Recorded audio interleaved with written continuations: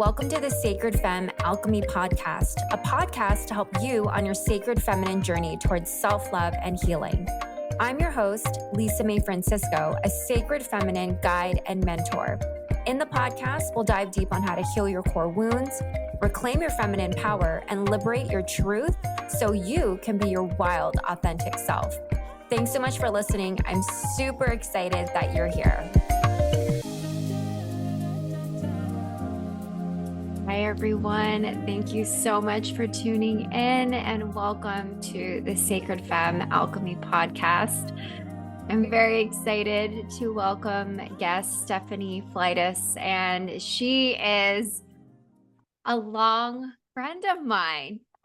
We met back in 2012, 2013 when we were babies on this, spiritual path, helping other people. And recently she came back into my world, it was 2 years ago that I reached out to you via Facebook. And it was during a time when the divine feminine was really calling to me. And I was so grateful to you and the work that you were doing out there, because you were so outspoken about working with Kundalini and Shakti, and during a time when I think people were starting to awaken in the masses. And so I just want to thank you for being so courageous and bold with the work that you were putting out there, because it was very progressive. And I want to read more about you. I want to share your bio with my audience who isn't familiar with the beautiful work that you do. So I'm going to share it here. So Stephanie helps people awaken and harness the energy of their Kundalini. And she's a spiritual catalyst and Kundalini activator. And she guides individuals, particularly light workers and starred seeds, navigate those complexities and pitfalls of their paths. And her work integrates the beautiful, subtle technologies of our being, blending physical and spiritual to deepen our connections within. And she's dedicated to bringing people back to their hearts, fostering a sense of wholeness and inner strength. And so she loves empowering people to achieve spiritual enlightenment and activate their innate potential. I love reading that. It's my face is lit. I'm like, yeah, it's like I'm drinking that. I'm so excited you're here. Thank you for being here and spending your day with me, a part of your day with me.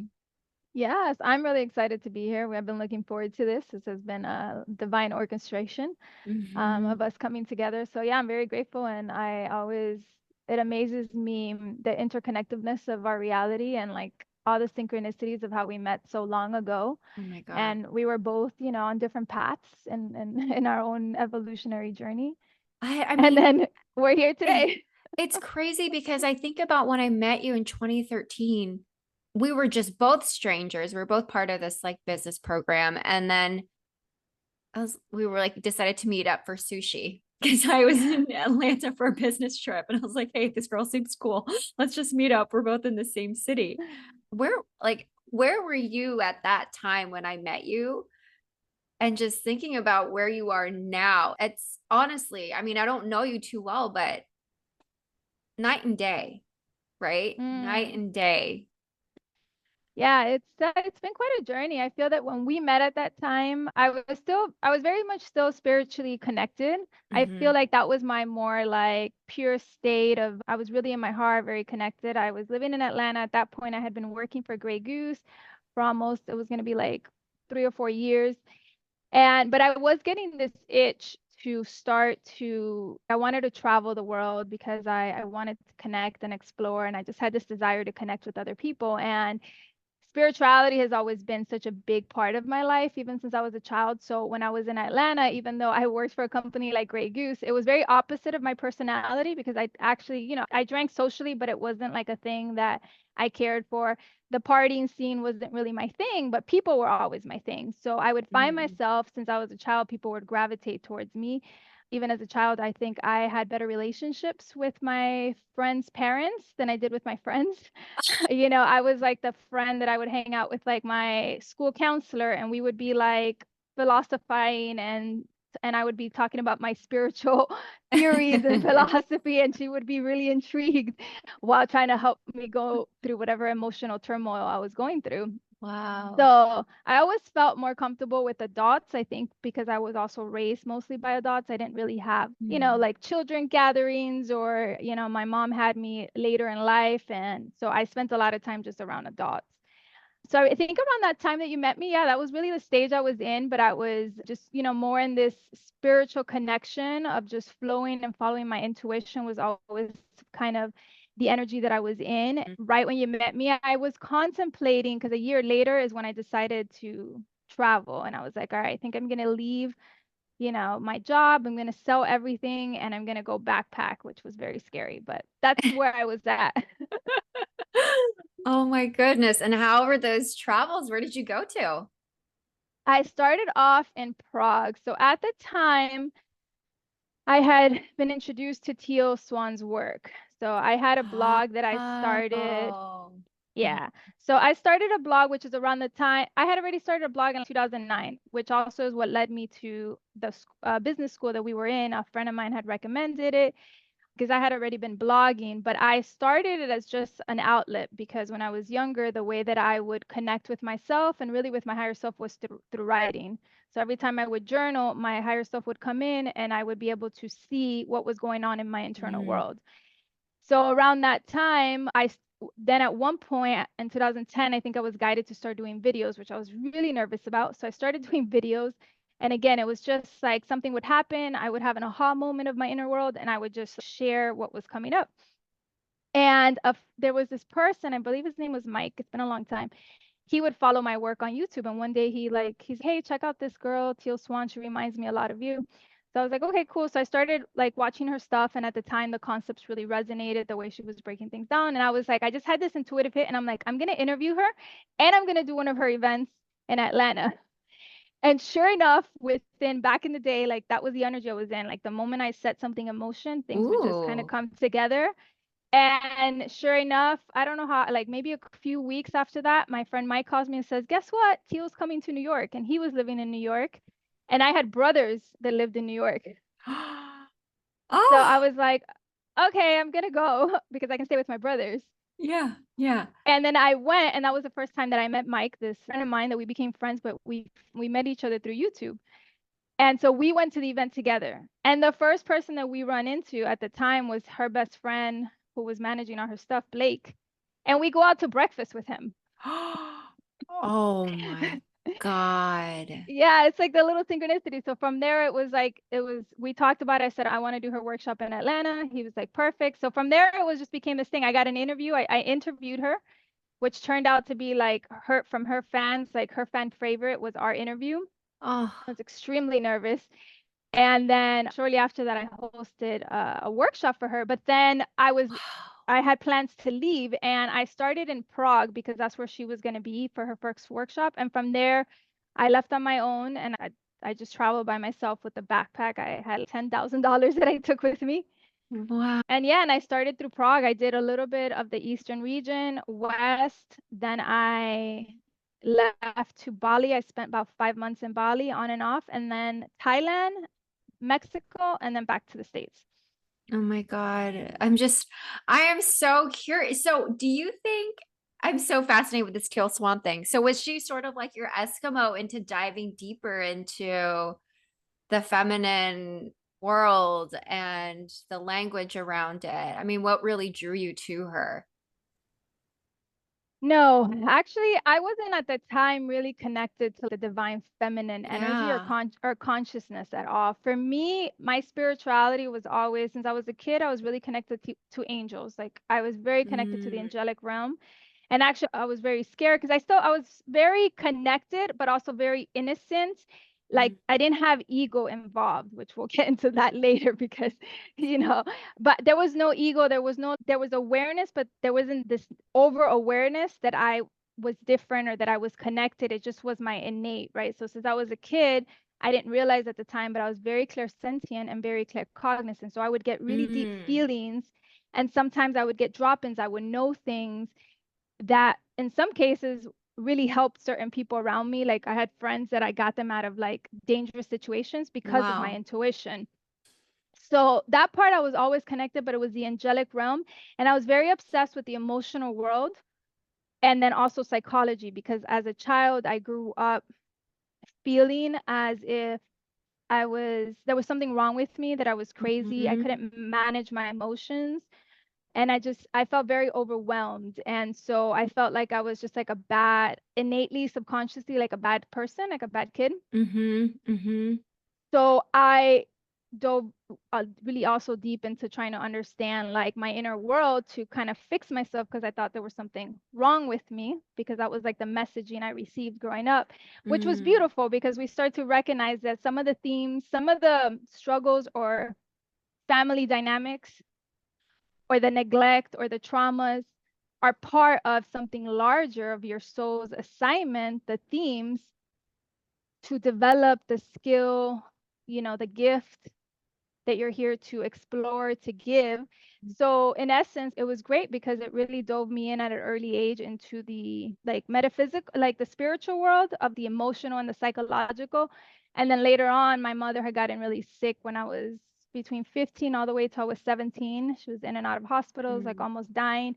So that also marked a pivotal point in my spiritual development, because I had to go really within. Mm-hmm. Mm-hmm. And that really helped me get into the metaphysical, because at the time I still had a little bit more religious influence. So I Mm-hmm. had never like dove into tarot cards or readings. Yeah. I still had some of the religious programming, Uh-huh. but my mom was in between life and death. And I was, I believe, 17 at the time. Mm-hmm. And I used to have this thing like about control. So I always liked to be ahead. So then I was like, okay, I need to understand. I need to know, God, if my mom's going to die, how I'm Of going to handle course. this. Of course. Because this is my thought process. I was like, because it could go one or two ways. I said, I can either like, if I'm not prepared for this, I can either get really depressed, and Mm-hmm. lose myself in oblivion, because I had been really depressed at the age of 15 and I didn't want to go Wow. back there. So I was like, either I'm going to go that route and I'm going to fail school, I don't want to flunk out, Mm. or I can go another path where I can go into addiction, or I can go into whatever, like just Mm. there's so many different extremes that can go. Yeah. And I just didn't want to ruin my life. So I said, God, give me the strength to prepare me. And this is when little by little I was guided right shortly after that to a woman who, it was an old lady. She read tarot cards. It was my first time getting my cards read.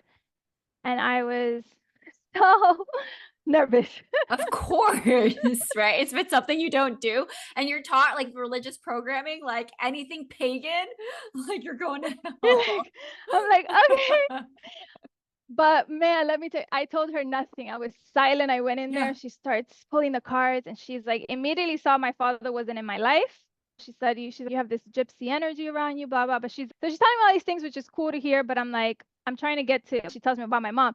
So she even said that my dad was going to come back into my life, which at that point, my dad wasn't in my life. So, but I was like, Wow. whatever. So then she says, oh, wow, someone's really sick here. She's like, your mother, she's really sick. She's in between life and death. So she starts telling me a lot of stuff. So as soon as she says that, I'm gonna just start crying. I'm just like, Oh, and don't worry, your mom's not gonna die. She has 3 more surgeries. The last surgery that she's gonna do is gonna be the one that's gonna save her. wow. And sure enough, Wow. that's what happened. My mom, like the last surgery that she had was the one that saved her. And then since then, that's where my like metaphysical world completely opened Mm-hmm. up and I dived in. So to go full circle, by the time that I came across teal, I already had all of that like knowledge and I was a little bit Mm. connected to aliens at the time, like extraterrestrial consciousness, but not that deep as I'm more connected, I would say today. But I had awareness of it.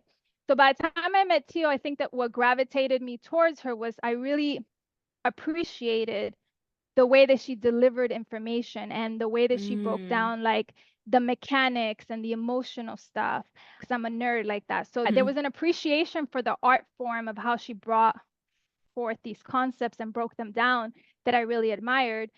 So that was my connection to her, that I just Mm-hmm. thought that she was a really good teacher at sharing and explaining and breaking down these spiritual concepts and emotional stuff. So yeah, it was a long.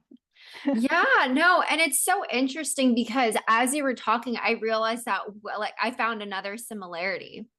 So I would say that I really dove into spirituality through this, like the psyche. It's just an easier way to digest for people who haven't been exposed to these spiritual concepts. And my spiritual awakening honestly didn't begin until I got sober. And so when I had met you, I think I was only 2 years sober at the time. So I was such a baby. I was such a baby. I mean, I got sober pretty young. I was 24. I got sober in New York.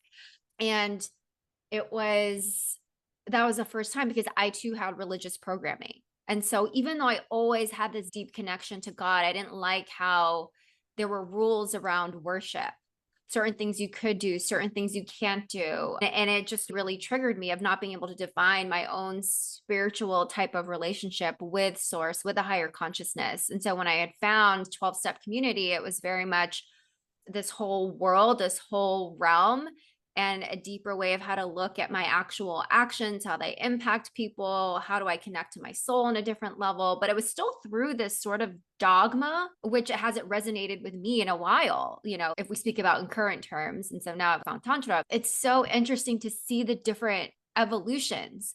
And now that I'm doing Kundalini training, it's very much heavily influenced by Sikhism, and you know, learning about that, learning about their mantras and how they're different from Hinduism. And it's so interesting. And you said you're like, oh, I'm now connecting to the alien consciousness too. And that's something I haven't tapped into, but I did go to Shasta. So that's a funny thing we should talk about. That was my first time being connected to the whole alien world. I was like, what? Galactic goddesses, what is this?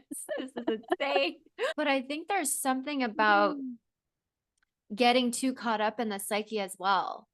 And it was comfortable for me. That's how I really dove into inner child work, where I knew that it was so much psyche. Like you were talking about the family dynamics. I had that too. And it's funny because I have the two same Claires. I'm clairsentient and claircognizant.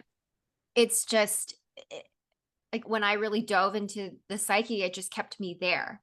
And I needed to have that balance of also being into the spiritual realm. And it wasn't until I would say a year ago where I had found spirituality again, because I was doing deep work in the psyche of inner child and I had lost it. And I felt almost detached from my soul, even though I was doing soul work, a different kind of soul work. But there was no connection to source. There was no connection to elements. There was no connection to cosmos.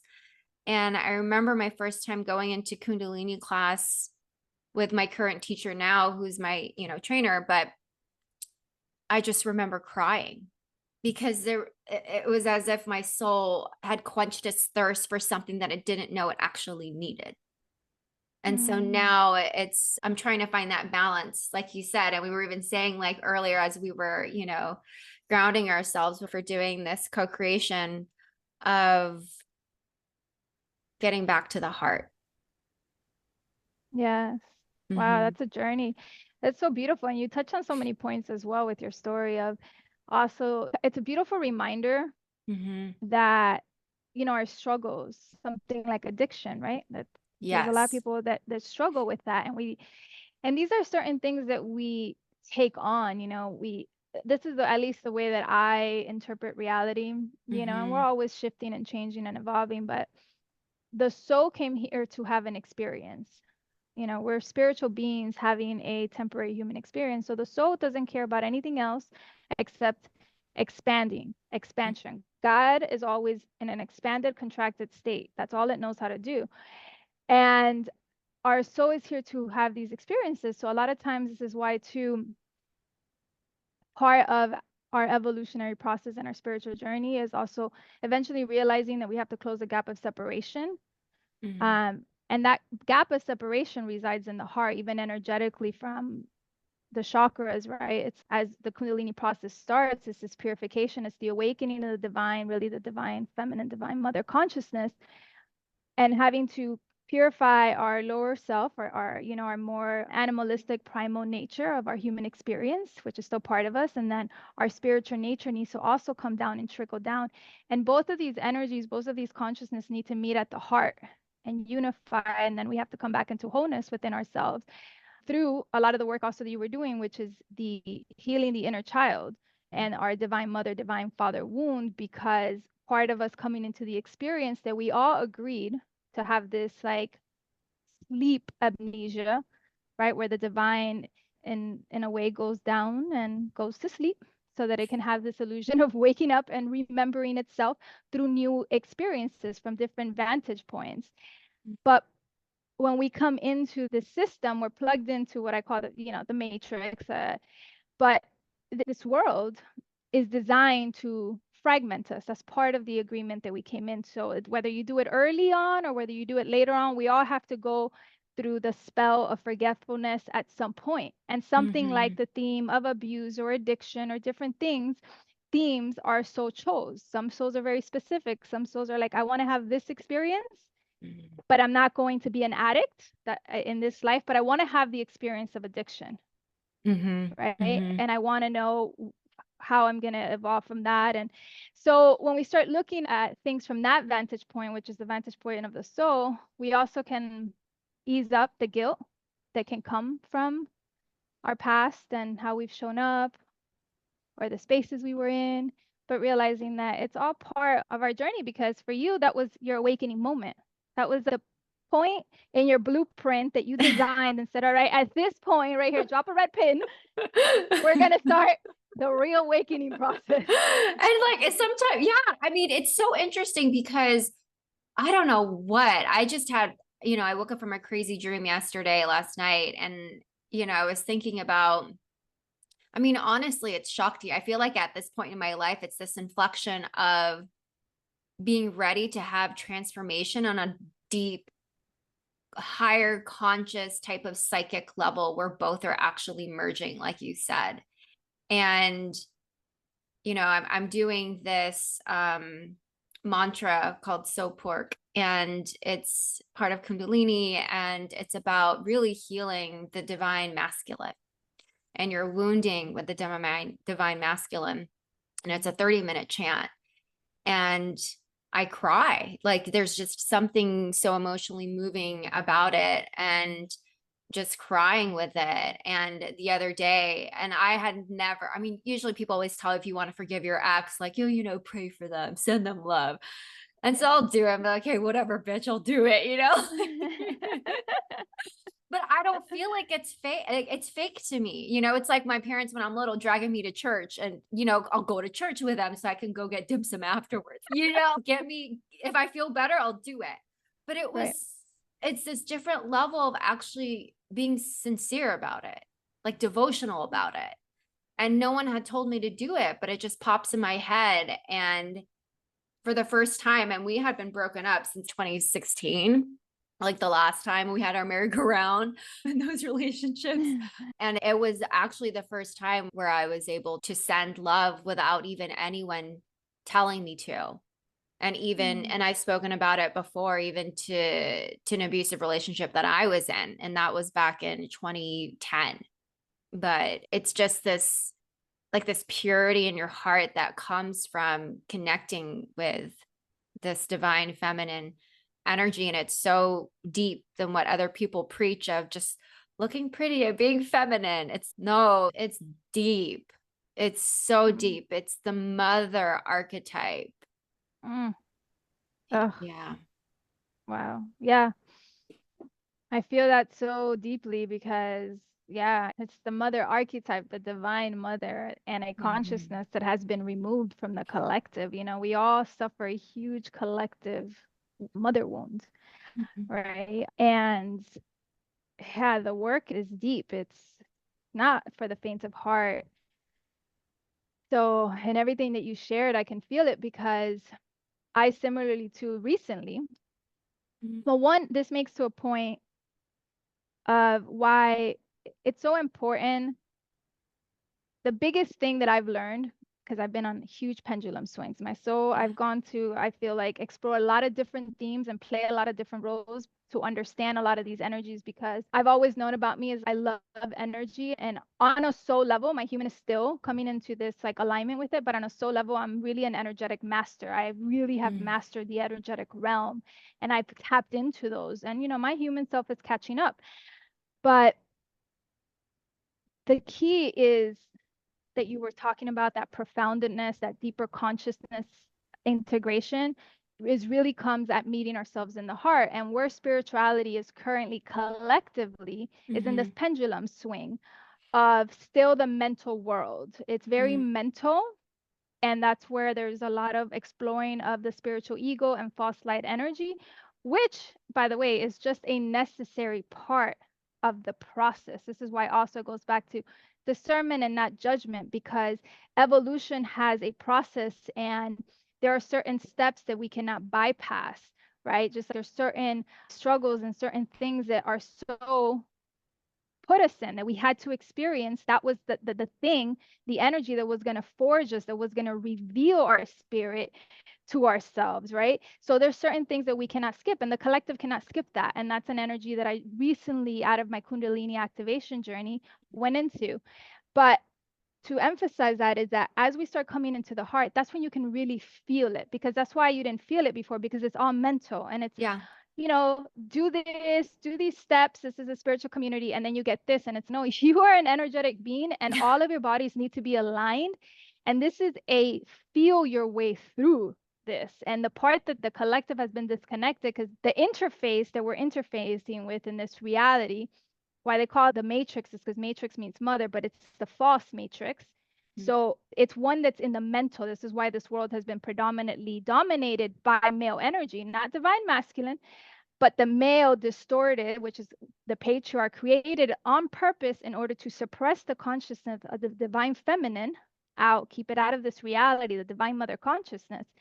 So the world has been plugged in energetically, because it's all just holographic. So we have plugged in our consciousness to a mainframe that's mental. So all of us collectively, we're all playing in the mental realm. As we start to remember, we need to find our way out of the mental realm and disconnect from those energies. And that's the journey. So that's why wherever we are is part of the process. Excuse me, hold on. Yeah, no worries. We're talking about deep things here. They're like, I know. They're like, are you ready to go there, girl? Yeah, I was like, because I'm also trying to change a lot about not overly talking about the matrix. Has another energy that came through, and I want to make a point, but there's so much coming in. I know, me too. The energy of the matrix is something that I'm being asked to plug away from, even in talking about it so much, because the more that we talk about something that we do not want, the more we reinforce and tie ourselves to it. We keep it in power and we activate it. So as a matter of fact, just to show an energetic example of this, and I want to go back to the boyfriend stuff, but we're pinning that there. So recently I had made 2 videos on TikTok, which is kind of like where, you know, the energy of TikTok is really where my soul really resonates. So I had recently done these 2 videos, and there were more, like I was talking about the matrix, and I was talking about certain things that I see and comparing it, and there's a lot of truth to it. But both of them had to do with the matrix and talking about it and talking about the floods in Dubai and what that meant and all of this stuff. And that the one video where I was trying to talk about the floods of Dubai and all the craziness of people like all of a sudden like going into psychosis and doing something crazy, like Xing like their family. I was trying to explain the energetics behind that. That video got 0. It was like hours. It was like not moving. My other video that I did also only got 200 views. And it's not about the views, but it was just that normally it doesn't, whenever I post a video, it like flows. So I could tell that the energy wasn't moving. It was just stuck. That other video didn't even get 1 view. It was completely locked in place. So I was like, wow. I was like, this is so weird. So then I tuned in and I was guided to be like, I was giving the message that you need to, as I'm coming deeper into my heart, the way that I'm going to bring information in is going to be completely different. And they want me to not focus so much on that, because the moment that you talk about something, especially something like the matrix that is a consciousness, now you plug yourself into that. Now you have their attention. Now you are interacting with them and you're in their domain. And it's like an ego consciousness. They don't want to cease to exist. So they're going to fight you. Right. So the more attention you give. So shortly after that, I waited a couple of days and I did another video on something completely different. My videos just are back to normal. So I was like, okay, Divine, got the message. So even right now, I was kind of choking up a little bit. Yeah, because your body knew. It's so fascinating. Okay, so every week, because I've been doing Kundalini training for about 4 weeks now, or like the fourth module we're in, and I always, something comes up. Something always comes up. And it's so interesting you're talking about it, because the thing that's coming up for me is a thing that I need to let go. It's like a different type of programming that I need to let go. And for me, what came up was just this idea of, like, how to identify with being Filipino American, and not thinking of this thing of me versus, other different ethnicities. So like growing up, white people were just very much the predominant type of, ethnicity that you wanted to be. In Asia, there's like whitening solutions, all of that stuff. And it's like this narrative that I've been playing into, that I'm less than. And that's one of the things that has really come to a head of, girl, you got to drop this. What if you didn't believe in it anymore? What if it wasn't anything? What if you stopped giving energy to this? That separation of feeling less than, or feeling like you don't deserve a seed, or just any of that stuff. If that ceased to exist, how would you show up in this reality? And it's interesting because I always had it in the back of my mind, but it's just really coming to head by the way I speak about things. I notice it more. I notice my tone. I notice my energy, my body, the way it moves when I talk about it. If my shoulders are contracted forward versus, does it make me feel expansive? And it doesn't. And I feel like it's funny because I chose my fucking partner who is from Denmark. And that, I mean, to me, that's the most homogenous place.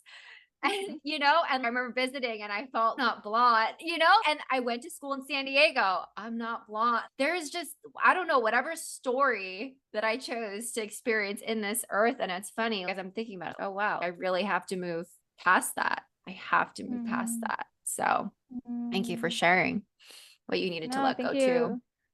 Thank you for bringing that up, because that's part of the Kundalini process. As this divine feminine, divine mother consciousness starts to awaken through us, we go through a purification stage.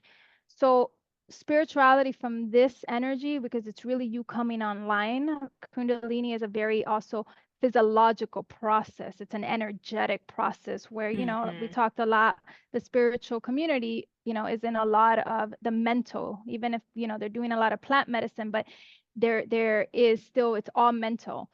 And this Kundalini energy, this is why it's every time you're having new layers revealed to yourself, because the real work is a lot more simple than we think it is.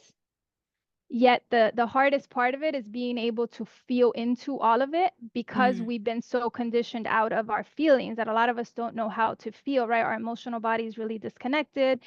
So that layer coming up for you is part of the gap of separation, because see, all of these parts of ourselves that are at odds, in conflict, separating, and then we live in a world that reinforces that separation. That's part of the system, right? And so we get caught up out here, and then just triggers our own separation, and then we're playing into this.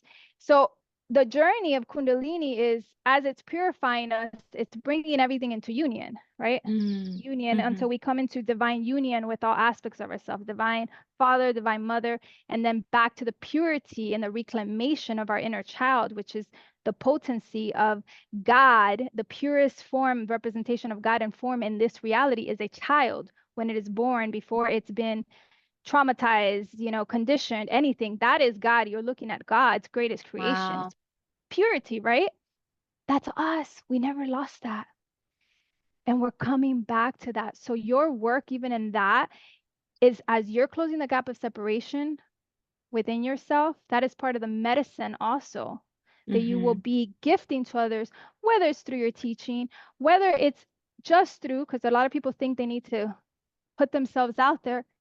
but this world is really energetic. So the moment you integrate that frequency, the moment you close that gap of separation, you now energetically broadcast that energy so that anybody around you in your vicinity who's open, ready, and available, because we're all receivers, we're like these beautiful conductors, our bodies, can now, they can tune like like a tuning fork. They can tune in to that frequency that you have now healed and harmonized. So now that frequency from that topic, from that theme, you're now vibrating it harmoniously. And so others have access to that because we're really healing on an energetic, which is why you said the mental, the psyche only takes us so far. And there has to be an integration. So the journey is we are all coming back to the heart. And in the heart,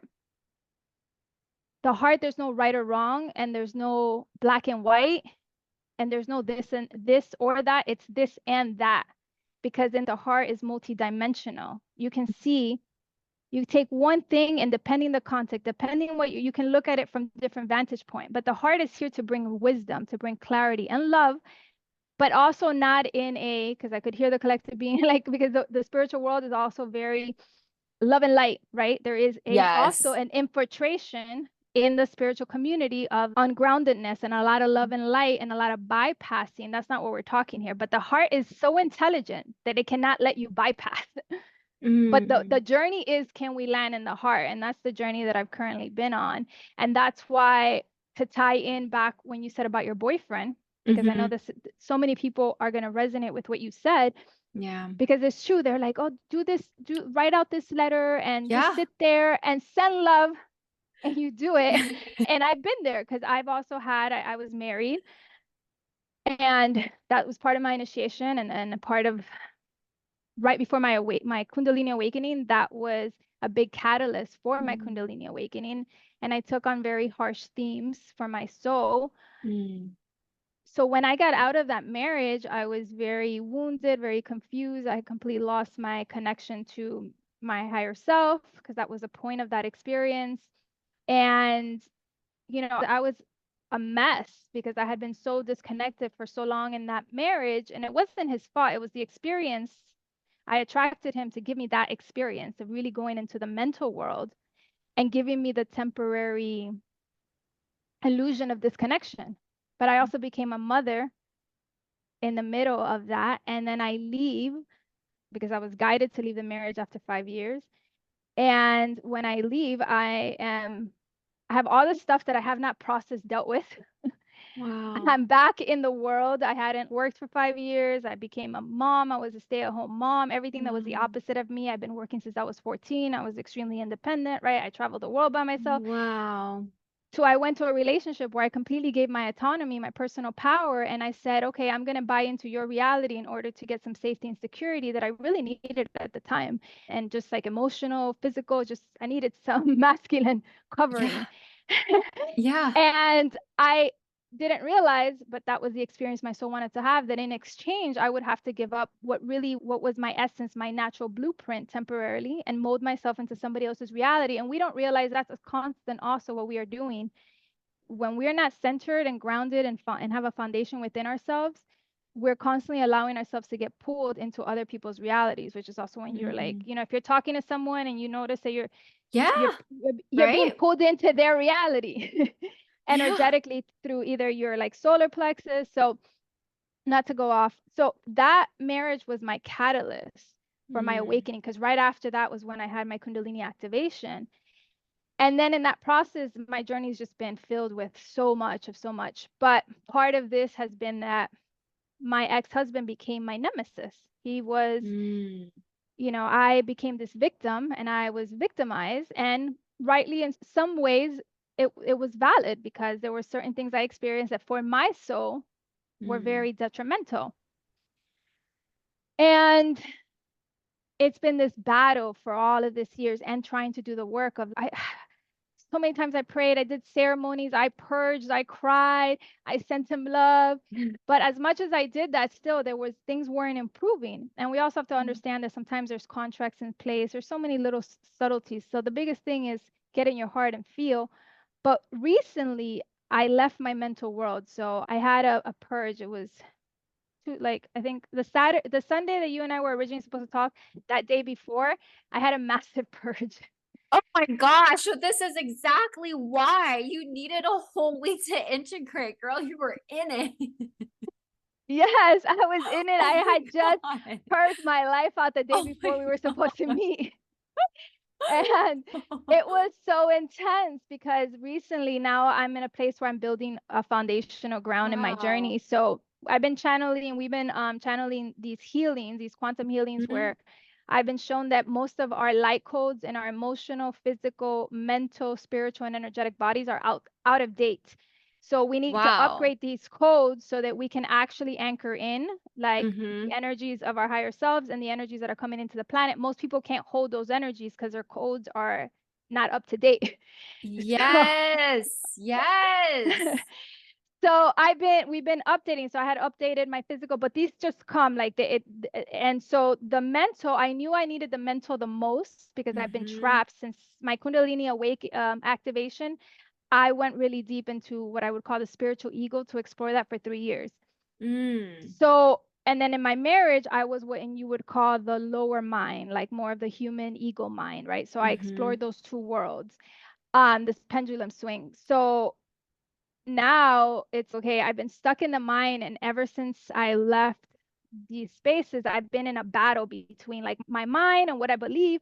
And then, of course, like my ex-partner will reinforce my mind because he thinks I'm absolutely, bless his heart. I mean, I totally understand why he would feel this way. He thinks I'm batshit crazy, that I've lost my mind, that I'm not normal, that the galactic celestial language I speak is nonsense. And the messaging that I'm delivering is what. So it's, to him, it's just I should be placed in an insane asylum.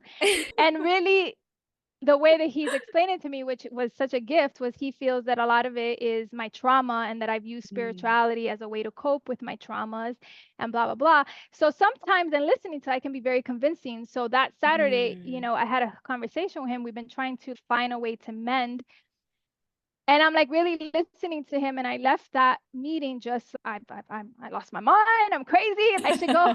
I was like looking up neurologists. I was like, because I'm like, damn, I'm back at this again. It's been my yin yang struggle. I'm like, I should get my brain Wow. scanned.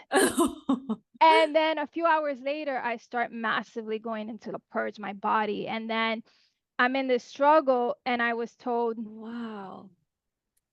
I was like, because am I crazy? Am I the one that has like a mental disorder, personality? And it was like my mind, like spirit just came in and was like, right now, you're not showing compassion to your mind, Mm. because your mind is about to, it feels like it's going to die. And you have to understand that the mind operates on the spectrum of fear. So it's just afraid.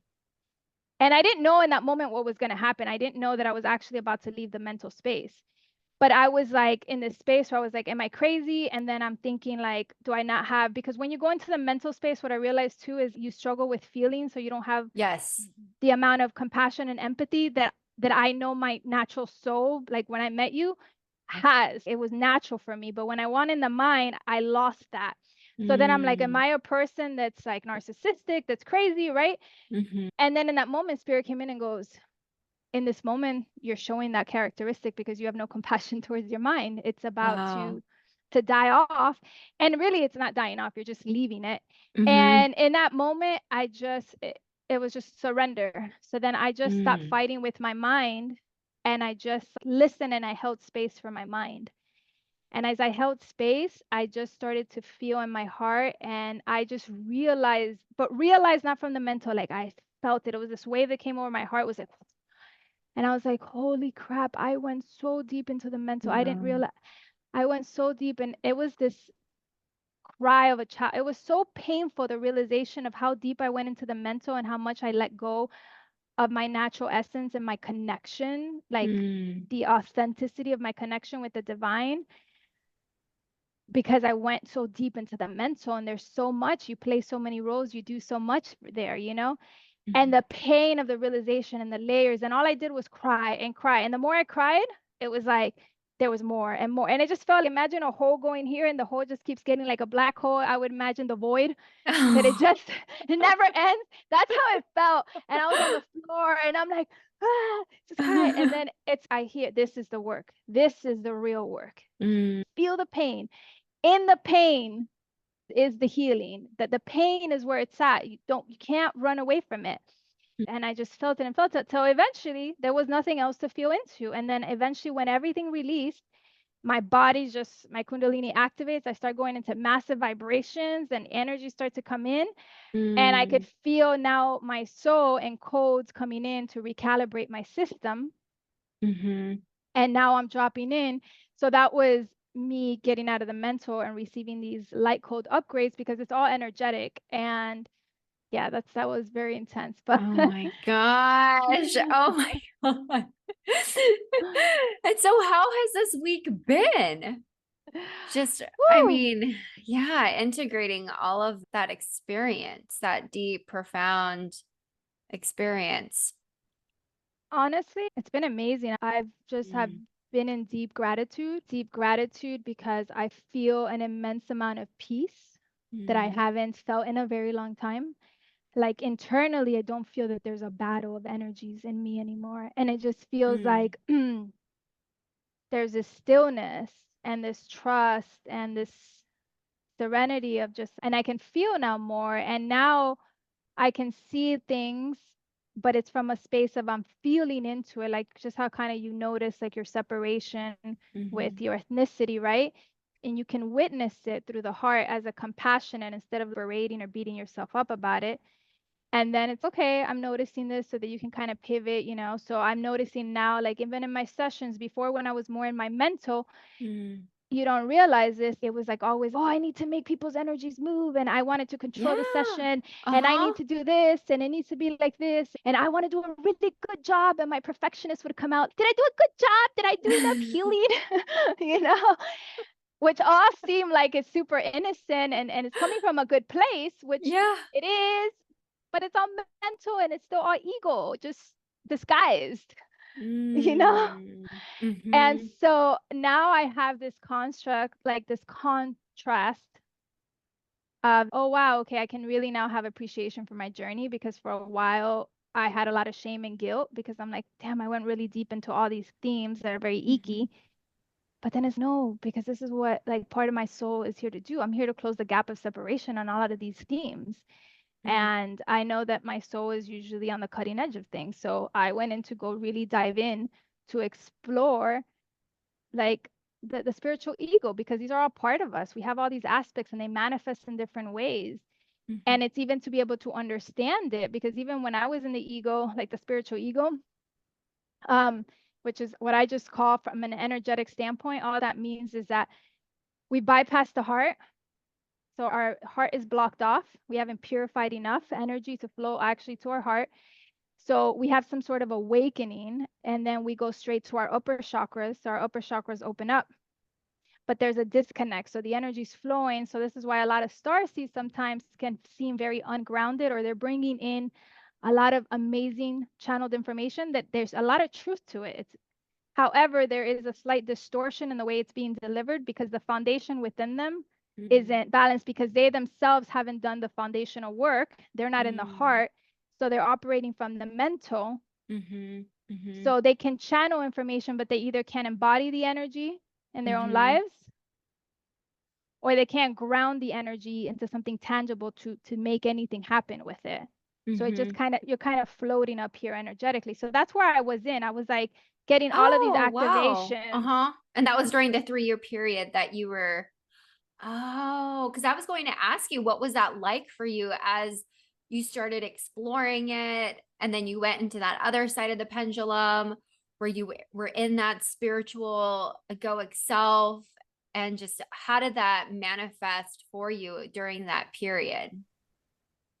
Yeah, that was a lot with the mental. So when I had the awakening at first, it was so beautiful. I didn't know anything about Kundalini at the time. It just found me, the energy. And when I had the activation, the first time I met the energy, that's the first time the divine feminine consciousness came into my awareness. And I was like, oh my God. And then I got in touch with the dark feminine, which is connected to our lower chakras. And that And I was like, oh my God, the dark. And that's when I started learning about the dark, which is really the womb, the void, the mother, the black sun. Like it's the mother, it's the everything. Mm-hmm. And I was like, oh, the dark is actually really good. It's hypnotic, it's sensual, it's sexy, it's hypnotizing. Oh my God. It was like this, like I had never experienced that because I had also been very disconnected from my sexual energy. So the Yeah. Yeah. beginning of that awakening, I went from leaving my marriage to feeling extremely powerless, very sexually suppressed, Wow. Uh-huh. then a massive opening. And I was like, oh, I had never felt my energy like that and the Wow. power. Yeah. And one of the things I learned from the beginning of the activation state was it was showing me at the very beginning how I was afraid of my own power. Yet Mhm. it showed me how this is a collective theme in the collective Totally. of feminine. We are deeply afraid of how powerful we really are. We are. Oh my gosh. Because as I dive more into the divine feminine work, it's like you need to merge with your Kundalini Shakti. That is your power. That is your birthright. And when you purify your body mentally, physically, spiritually, emotionally, you're able to hold and anchor in that energy. And once you do, and you become, like you said, that tuning fork, oh, that's when it just really starts to mirror the unbelievable, infinite potential that you have in this earth to magnetize anything that you want. And so, going back to what you said of how women like don't understand how powerful they are, like we are creators.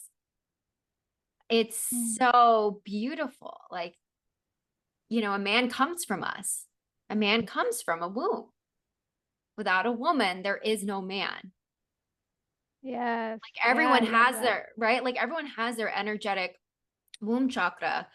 But for physical women who are born as women, we have the physical womb, Mhm. which also incorporates the physical body. And so, like, that's what I believe. That's what my mission is helping women to get aligned with that, to recognize that power that they have in this world. Because we are also the ones that are really impacting and influencing children, partners who we even attract, like families that we create, these like the dynamics in the world. It needs to come Mhm. into balance. Absolutely. You expressed that so beautifully and eloquently. Yeah, that's I feel that's where we are collectively right now. There's a balancing that needs to happen, but the collective is going through its purging stage, right? And each of us are in our own different stage within that process of coming back into wholeness. And part of it, why the divine feminine consciousness is now more potent than ever, is because that is the energy that is needed. The divine mother consciousness must return because Mm-hmm. that is the energy of the mother that nourishes. It's what makes the trees and the environment. Like this is a feminine planet. This planet in our galaxy is considered like the heart chakra. This is the feminine planet. This is Mother Gaia, the earthly mother. And then you have the divine mother of the cosmos, of the universe, the void. There's more darkness in the world than there is light. And the light is represented by the Father, the divine Father consciousness, like our sun. So, but that's why there's so much power, because as we start to step into our true feminine energy, which is an energy, it's not mental, like what you said at the beginning, where it's like, it's not about the pretty things that you wear or it's not something, it has to be embodied. You have to be able to feel it. That energy, especially when a masculine meets a true divine feminine energy, is healing. The Mm-hmm. masculine is also thirsty and thrive and desiring and yearning for the divine feminine. So this is why also the men need to heal their feminine wounding inside, right? Because there's a pendulum swing. Either men are being conditioned or kind of nudged to be overly feminized, but it's like a wounded kind of feminine energy, or they've been on the other side where it's like the wounded masculine energy. This is kind of like the two energies in our social conditioning that is pushed. Mm-hmm. But the masculine needs to heal its feminine as well. So when it's met by an actual divine feminine energy, it's so healing for them. And when then the masculine starts to heal, it starts to descend even from the Kundalini, right? Like it's the feminine that's going up, and then the masculine also has to make its way down. This is the unification, right? That's why we see the serpents like that. It's these energies. And in the end, it's the heart that is making the whole system work. So when the masculine comes into its divine masculine, its instinctual design energetically is to protect and cover the feminine energy. Because the feminine energy, as you said, in this physical reality is represented by the womb, right? Because feminine energy is just, it's not a gender, but what creates a woman is a womb, because we are the portal to the spirit world. We are the bridge. We are the heart. We are the pulse of this planet. That's why we are creation. We can create, even if there's women that can't physically create a baby, because there's so many reasons for that, you still are a creatrix. That power is still within you. You may not birth it in a physical human form, but you're going to birth it through a beautiful idea, something that the divine within you wants to birth through you. It's still creative power, which is also sexual energy, which also tells you that sexual energy is very pure. It's pure God consciousness, which is why this energy in our planet has been so distorted. Because if you can control this energy, you can distort it, you can manipulate it, you keep it out of this reality. So now you hold the power. And if you make it impure and you keep women away from this power, I can't own my sexual energy or I'm going to overly sexualize myself, because that's the only way that it's accepted, right? It's only two extremes. If you notice in the 3D, it's one extreme or another. Spirit is the balance of both. So it's not this is right or this is wrong. It's this is accepted. Let's meet at the middle. So this sexual energy that I noticed when I first had my awakening, and I was guided to do videos on TikTok. It was so super spirit guided. I got in touch with my sexual energy, and I started, I don't know why, just desiring to wear lingerie. And so I would wear a lot of lingerie around my house, and I would let my energy just play. And I remember I posted one video, and it's just, but my energy is very sensual, which is all of us. But I realized in that moment how people are so uncomfortable with sensual energy, but they're so comfortable with over sexualization, like sexual energy that's been distorted, the WAP era in our culture. That's accepted. I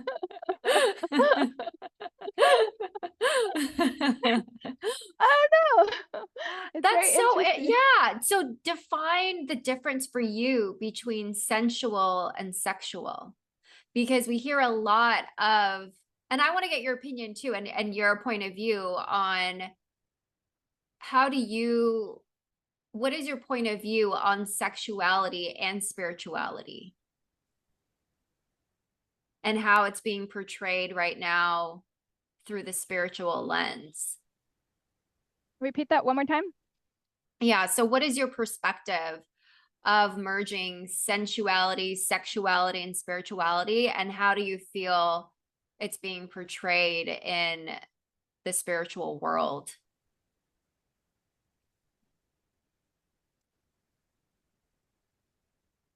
Well, sexual, sensual energy and spirituality go hand in hand. They're one and the same, right? It's the same of our life force energy is sexual energy. So this is an energy that runs through all of us. It's the energy that creates life, right? That's the energy that produces a child. It's this creative charge. It's like this flame. But I feel that because this is God consciousness, and we're in a reality that we all chose to, that is anti this energy, right? It's to be in the illusion of disconnection, right? This energy has been tampered with. So the level of abuse or trauma that somebody experiences, whether in childhood or later in life, or because just the societal conditions of economics and financial, sometimes people are forced. I've had women that are very powerful, very brilliant, very beautiful women who've had pasts who've been like strippers, let's say, for example, right? And it's so easy to judge that. But it's like the way that this world has been designed, this game, we've been forced to use our sexual energy in different ways, because this is how it's used. It's used as transactional. It's used to manipulate, to push and pull energy, to distort, to harm, to control, to have power over. It's really a power game, right? So this is the energy ultimately that is also being healed, because as you experience your Kundalini, it's sexual energy. And depending where that energy hits in different chakras, it's going to manifest differently. When that energy hits in my sacral, it's more sensual, meaning that it's more soft, and the movements, and it's this like beauty and this gentleness and this, it's sexy, and it doesn't try, and it's not in the mind, and it's not worried on how am I going to appear. And even if your leg wants to come up, like it just looks very elegant and very beautiful, right? Because the difference is, what is the energy behind it? So you can shake your butt and like twerk, for example, in a very sensual energy, because if it's in alignment, if it's coming from purity, if you're really feeling the energy and you're letting the energy move you, you're not moving the energy. Most people are moving the energy, even when they're dancing from their mind, or they're dancing because they want to project something, or because like in the pornographic or like the, I don't know, stripper world, right? That world is designed to pull energy and push energy.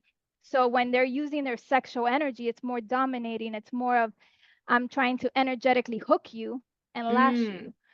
So so this is all about us understanding the subtleties, like what energy is being projected. So you can have somebody twerking very sensual, and it's, wow, it's so beautiful, you know.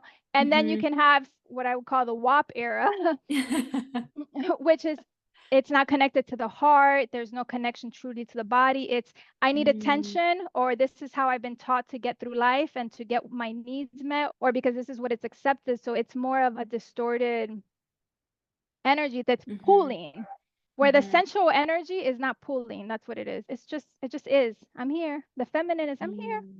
And the feminine just magnetized. That's sensual energy. Everything just comes. I don't need to force. I'm here. Sexual energy is the WAP. Okay, this is going to call me. The WAP energy is wounded feminine energy mixed with wounded masculine. It's a masculine energy that's driving. Right? That's why it's more, I have, yeah, I'm a baddie, I'm a bet, right? It's like, there's a lot of masculine, forceful, pushing energy of, I need to make it happen, you know, I'm independent. So it's more of that masculine energy. But the masculine is what brings things into form, but the feminine is the spiritual energy. And so sensuality to me is the divine feminine resting in her divine feminine sexual energy that oozes throughout her whole being. You're literally made up of that entire energy. It's all of I you. love that. The way you described it was just so beautiful. And I haven't, some people have their different ways of articulating it, but the way you described it just really hit home for me in my heart, of the fact that we are all made from this energy. We are all pure, but it's in how the motivation behind that energy, right? Because you can go to maybe a sensual type of workshop, but if you're going there from that part you said of the mind, rather than feeling it in your heart, rather than being connected to your body, it shows, because it becomes more of this performative act. Yes. Of, yes, I oh, love how you said that. right. Oh, I'm awakening. I'm connecting with Shakti. I'm being sensual. Isn't this enough? But it's just so mental, because I remember even before, I would want to get into sensuality. I would want to do, I did pole dancing just to get into it, feel it.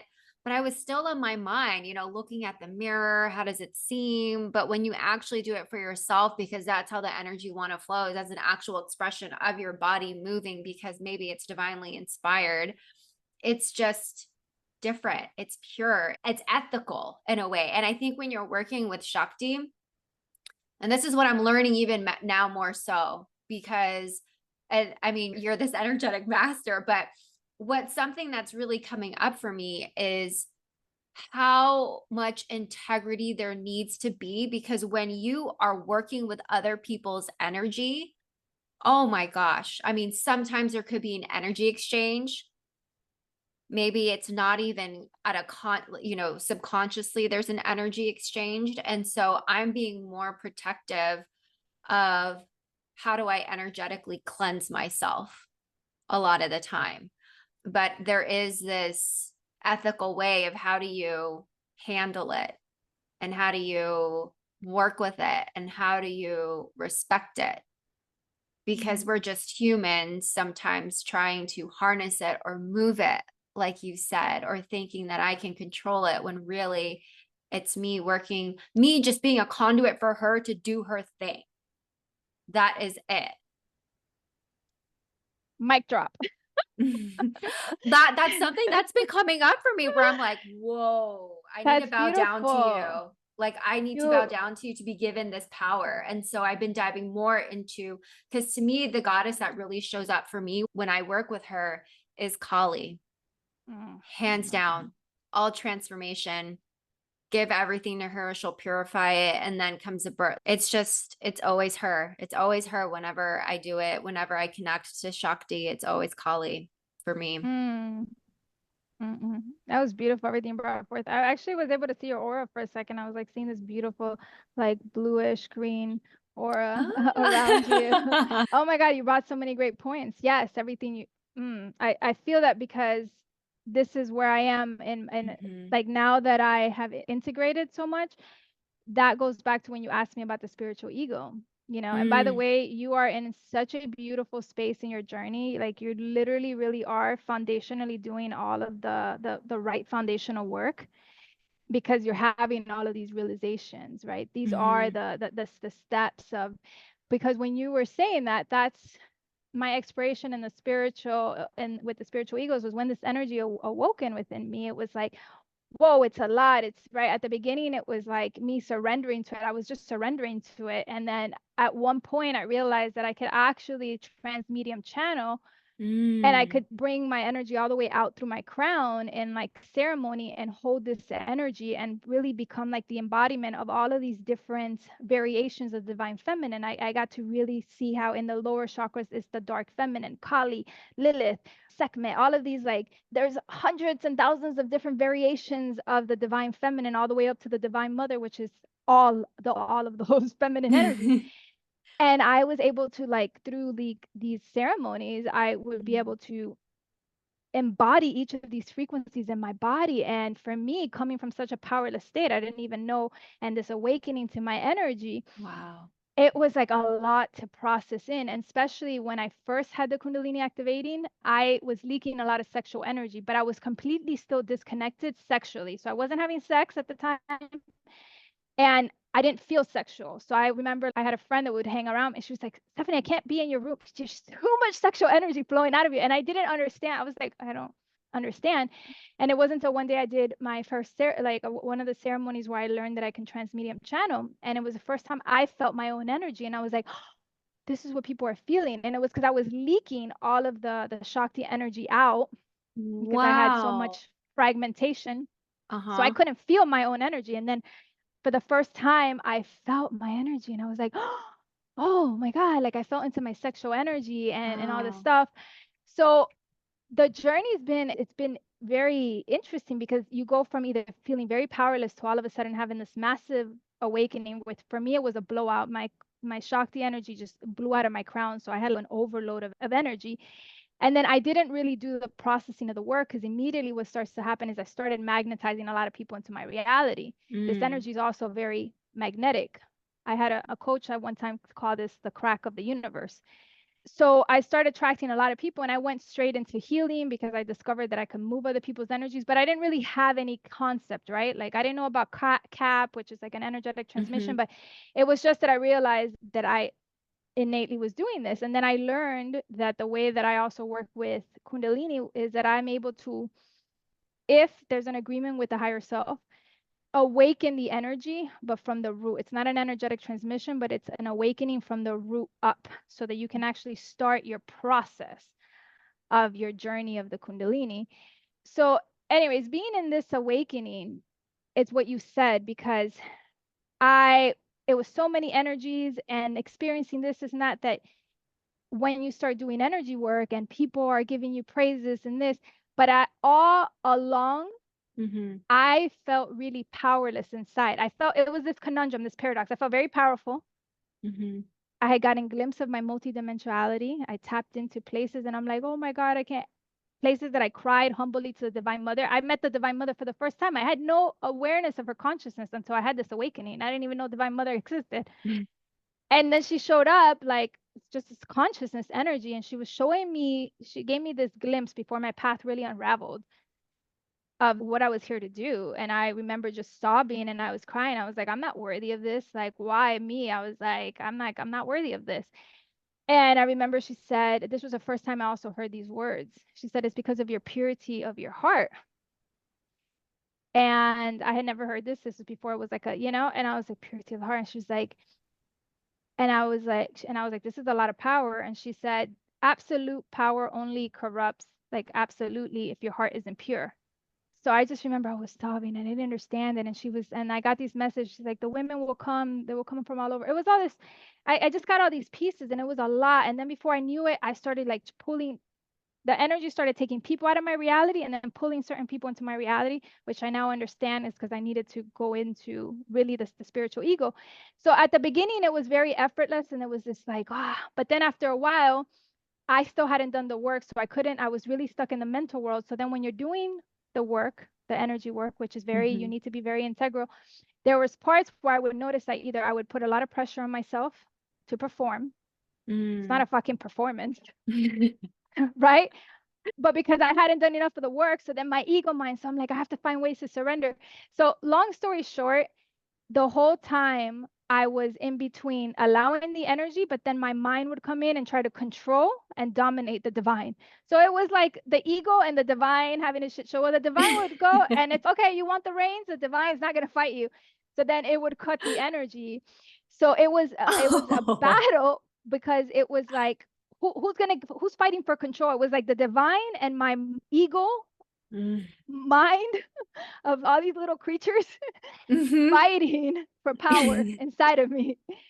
And what I learned in the end, or what I remembered, and I had put way too much pressure as if like I'm here to save the world, right? Like we also Yeah. can get this is also what happens in Kundalini energy. If it goes too high, you have the Mm-hmm. experience, and especially if you do plant medicine, because you're going to tap into parts of yourself that are true. You're going to see some people here are very ancient souls.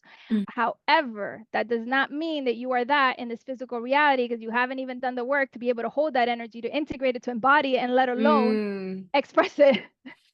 you know?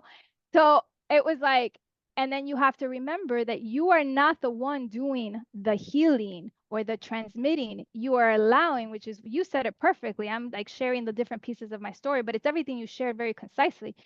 It's you realizing that you are the vessel and are here to allow and surrender to the divine working through you and however it wants to work through you for her to do her thing through you. And Mm-hmm. you be flexible, right? Like a bamboo, enough to let her flow through your system and enough trust so that when the sounds want to come out, when the hands, you don't question it. You don't need to understand even Mm-hmm. why it's happening at the beginning. Even like some people who have their light language, you're not going to understand what it is or what is this or why am I moving my hand this way. But if you just trust, then she can start working through you. So not only will she start to teach you from the inside out, but she can really then work through you to help others because the healing really isn't that we're healing anybody. We're all powerful. We're all our own healers.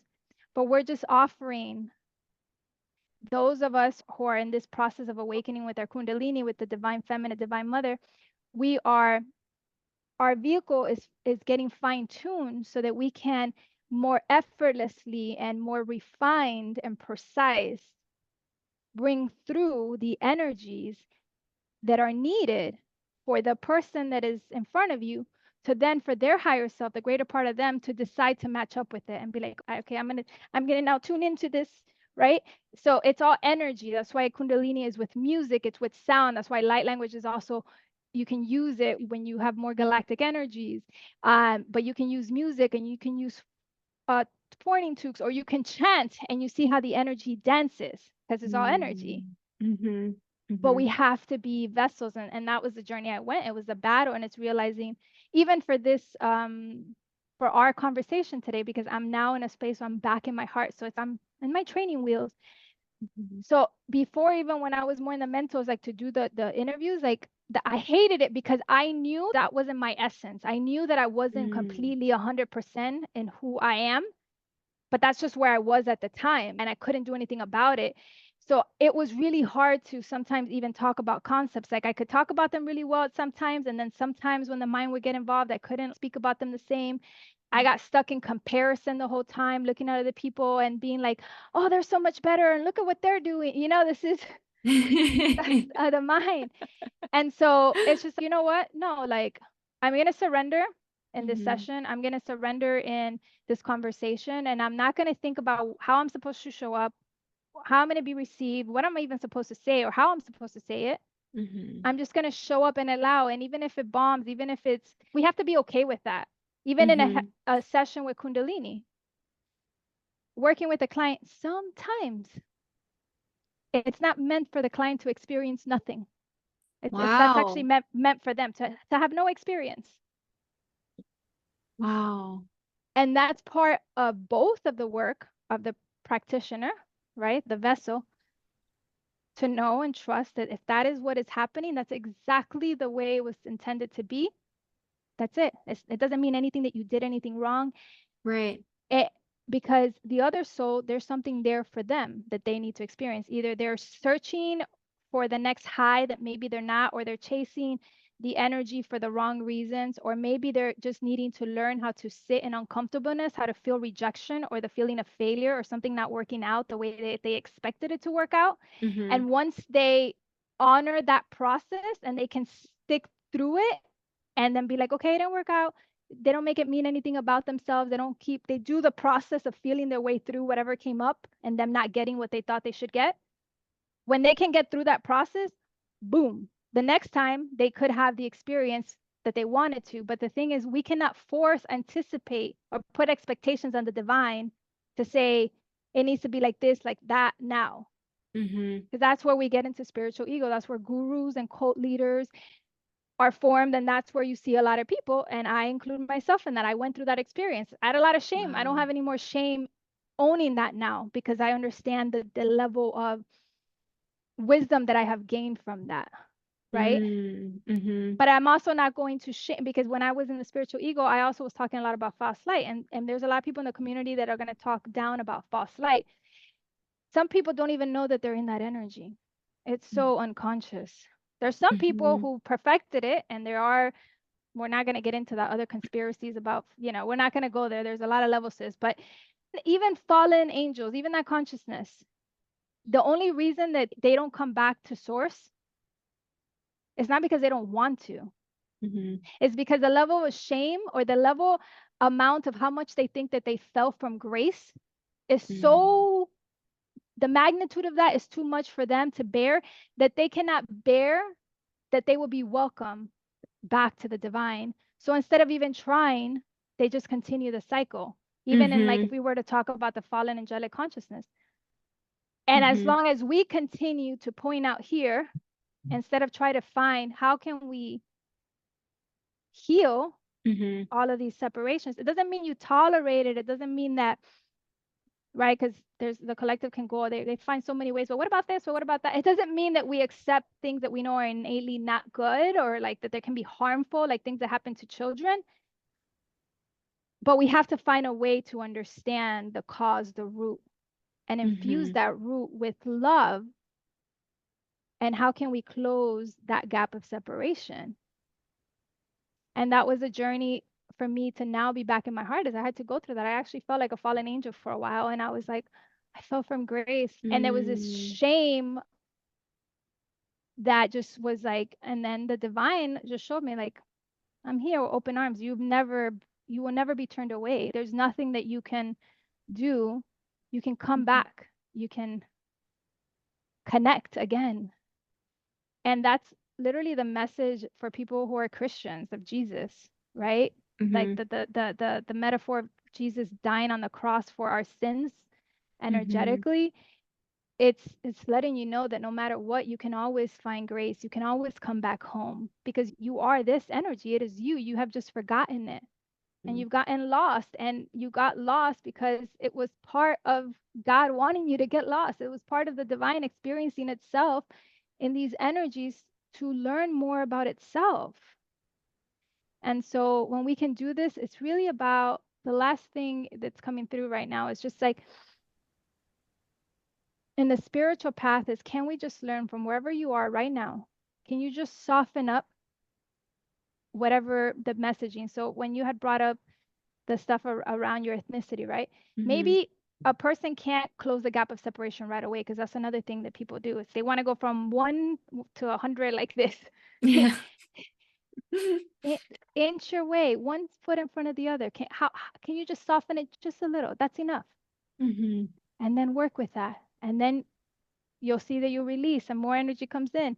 And then you can soften up around that topic a little bit more. And it's this process, it's this dance. There's no rush. You don't need to get it right, right? This was so beautiful. I feel like everything was just a transmission from both sides. Yes. Oh my gosh. So where can people find you and your work, and how do they work with you now? I mean, I feel like you kind of just showed it full circle, right? Of where you were, and you're in this very grounded place, this embodied place of the foundational work. And so I'd love for people to know how they can connect with you and work with you.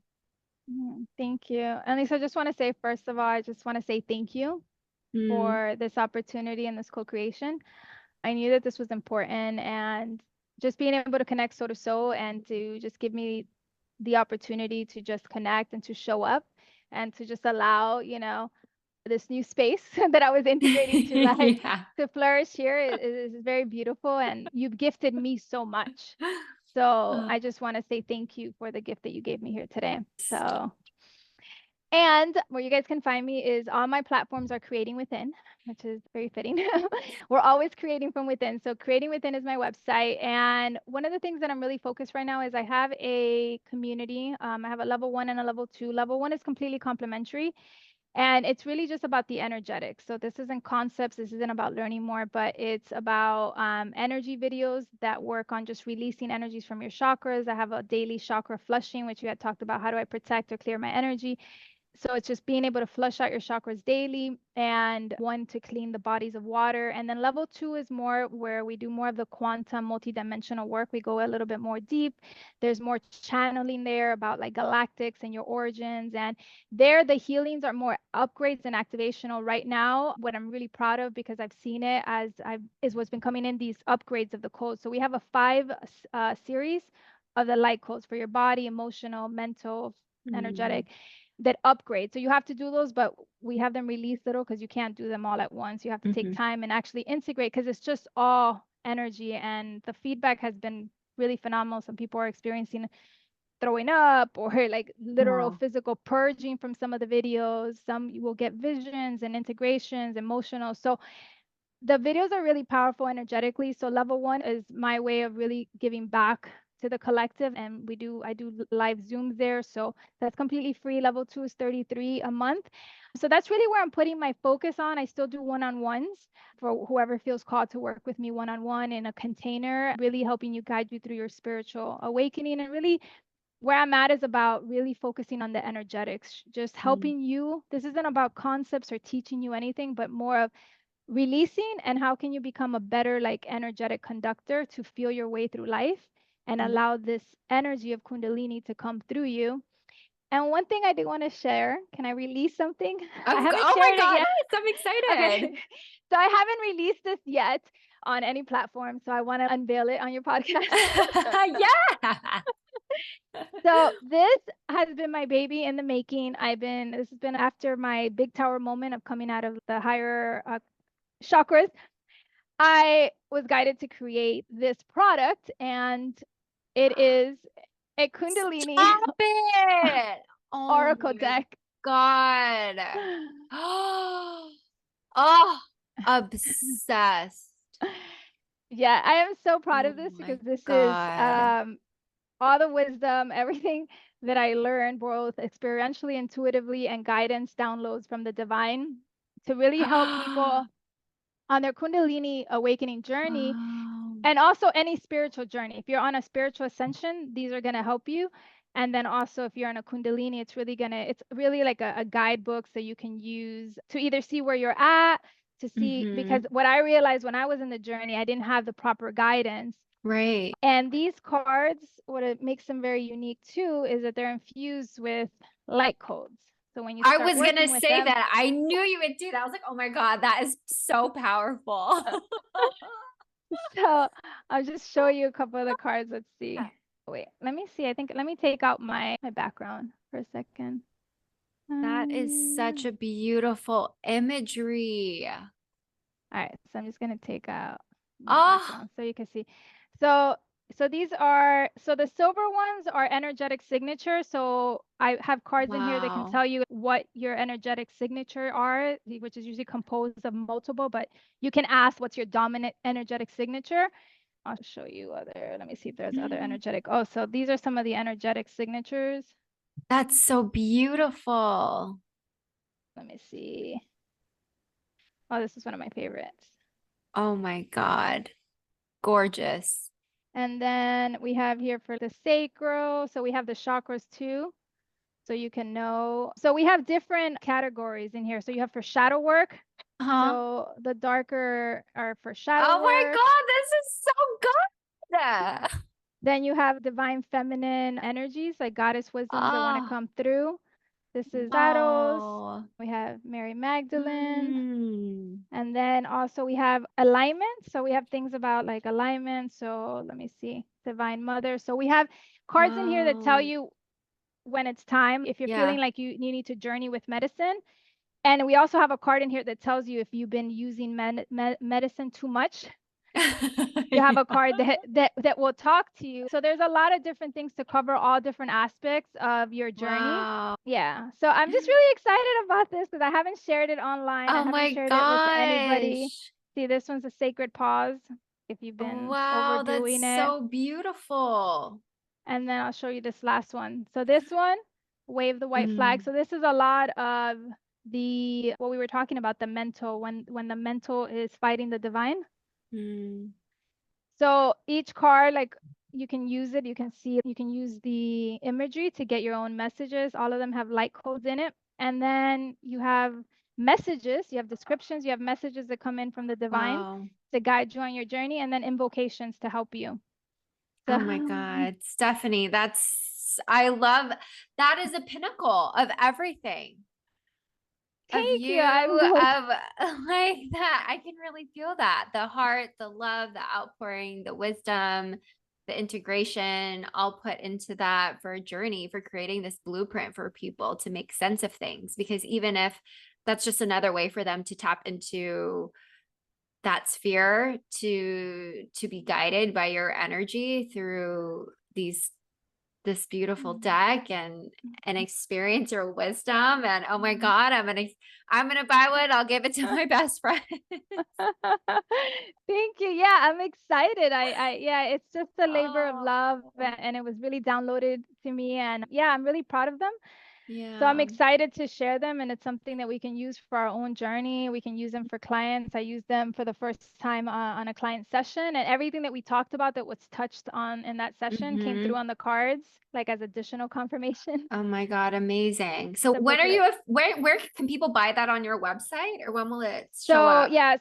So I don't know when the podcast will be released. I don't have it out yet. These are the samples. I'm about to place the actual order. So they should be here in 2 weeks.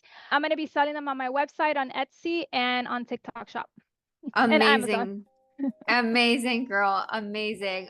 Thank you so much for your presence today. Thank you for sharing everything that you did on this podcast. Thank you for connecting. So grateful for you. So grateful that our souls met and that they chose to dance together in this lifetime. Yes. Thank you. This was so juicy. There was so much. And I just thank you. Oh my God. All right. Thank you everyone for tuning in. Everything that Stephanie shared will be in the show notes. And I look forward to connecting with you all on the next Sacred Femme Alchemy podcast. Bye, everybody.